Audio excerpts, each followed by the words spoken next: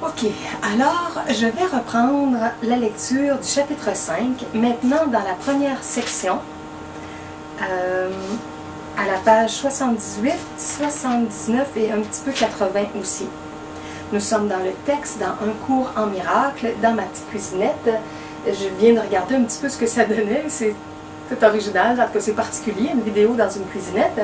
Puis ici vous avez mon gros plat de dattes, parce que j'essaie de manger de moins en moins de chocolat, des petits morceaux de chocolat, et je me suis acheté des dattes. Donc quand j'ai le goût de quelque chose de sucré, je me prends de plus naturel ou de plus santé, je me prends une date. Alors c'est mon plat de dattes et la bouteille d'eau qu'on voit ici, qui sert souvent pour ma fille, entre autres quand elle va à l'école, mais là on est en congé.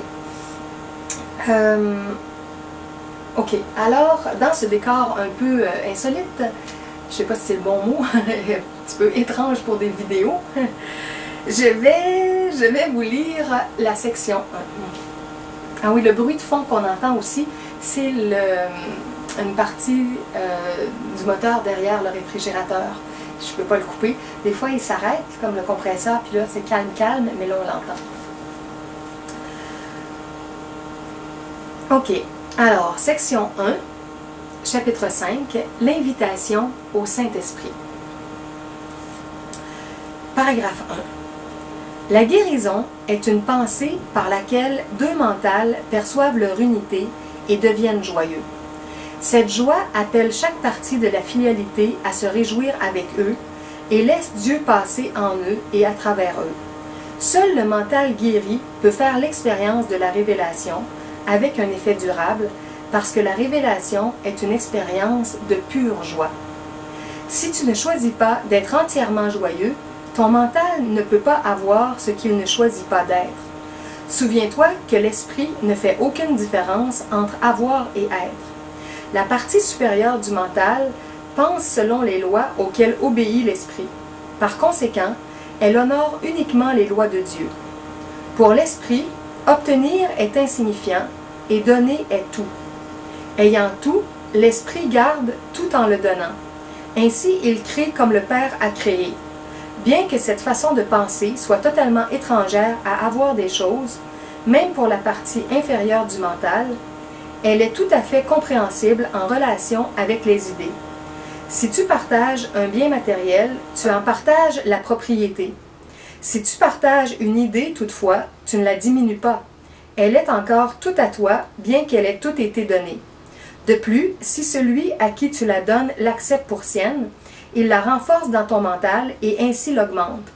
Si tu peux accepter le concept que le monde est un monde d'idées, alors toute la croyance en la fausse association que fait l'ego entre donner et perdre disparaît. Deuxième paragraphe. Commençons notre processus de réveil par ces quelques simples concepts. Les pensées augmentent en étant données. Plus nombreux ceux qui croient en elles, plus elles prennent de la force. Tout est une idée. Comment donc donner et perdre peuvent-ils être associés? Paragraphe 3. Voilà l'invitation au Saint-Esprit. J'ai déjà dit que je pouvais m'élever et faire descendre le Saint-Esprit jusqu'à toi, mais je ne peux le faire venir que sur ta propre invitation. Le Saint-Esprit est dans ton mental juste comme il était dans le mien. La Bible dit « Ayez en vous le même mental qui était en Jésus-Christ » et elle l'utilise comme une bénédiction. C'est la bénédiction au mental de miracle. Elle te demande de penser comme je pensais et de te joindre à moi dans la pensée du Christ. Paragraphe 4. Le Saint-Esprit est la seule partie de la Sainte Trinité qui ait une fonction symbolique. On l'appelle le guérisseur, le consolateur et le guide. Il est aussi décrit comme quelque chose de séparé, à part du Père et du Fils. J'ai dit moi-même, si je m'en vais, je vous enverrai un autre consolateur, afin qu'il demeure avec vous. Sa fonction symbolique rend le Saint-Esprit difficile à comprendre, parce que le symbolisme prête à différentes interprétations. Comme homme et aussi comme une des créations de Dieu, ma justesse de pensée, qui venait du Saint-Esprit ou de l'inspiration universelle, m'a appris d'abord et avant tout que cette inspiration est pour tous. Je ne pourrais pas la voir moi-même sans connaître cela. Connaître est le mot propre dans ce contexte, parce que le Saint-Esprit est si proche de la connaissance qu'il l'appelle, ou mieux, qu'il lui permet de venir.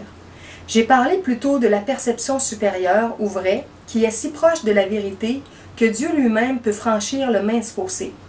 La connaissance est toujours prête à s'étendre partout, mais elle ne peut pas s'opposer.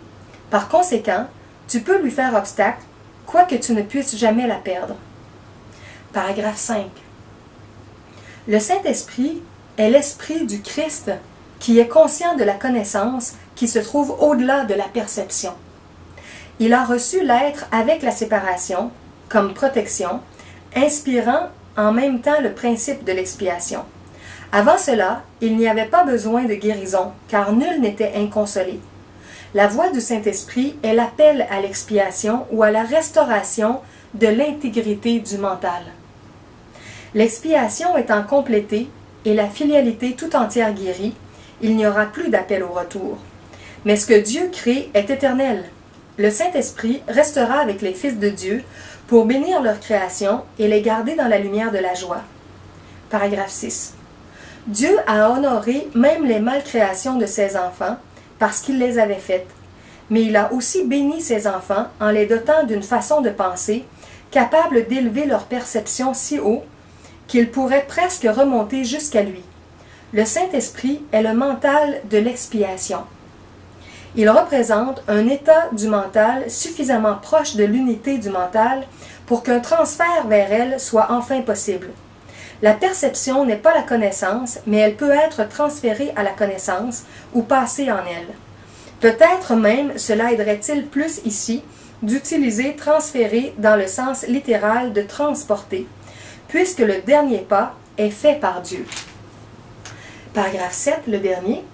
Le Saint-Esprit, l'inspiration partagée de toute la filialité, induit une sorte de perception dont plusieurs éléments sont pareils à ceux dans le royaume même des cieux. Premièrement, son universalité est parfaitement claire et nul qui l'atteint ne pourrait croire un seul instant que de la partager comporte quoi que ce soit d'autre qu'un gain. Deuxièmement, elle est incapable d'attaquer et elle est donc véritablement ouverte.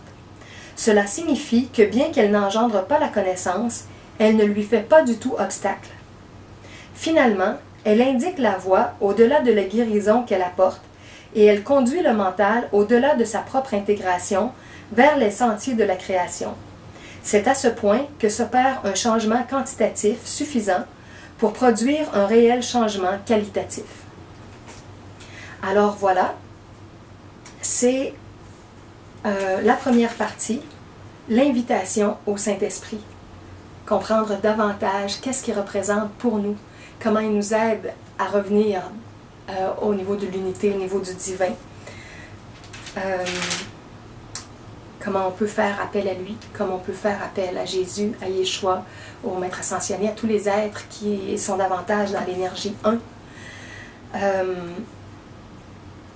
Alors, le Saint-Esprit, ou parfois on l'appelle aussi l'Esprit divin, il y a d'autres noms, c'est une force à l'intérieur de nous qu'on néglige encore beaucoup trop souvent. Je vous invite à y faire appel pour être guidé et je vous reviens très bientôt pour la suite, la section 2, la voie pour Dieu, la voie avec un grand V. À bientôt!